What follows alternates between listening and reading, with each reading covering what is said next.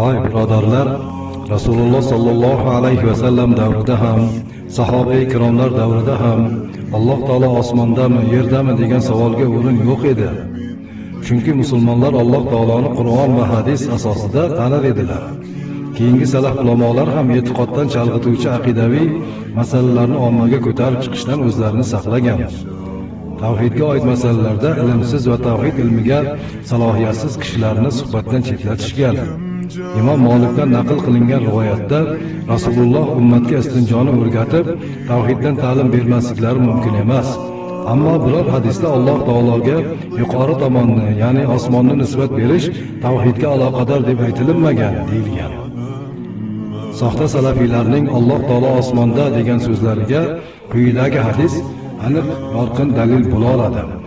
Abu Zar G'iforiy roziyallohu anhudan rivoyat qilingan ushbu hadisda Rasululloh sallallohu alayhi va sallam bunday deydilar: Jonim uning qo'lida bo'lgan zot Allohga qasamki, 7 osmon va 7 yer hajm jihatdan kursisining oldida sahroga tashlangan uzuk kabidir dedilar.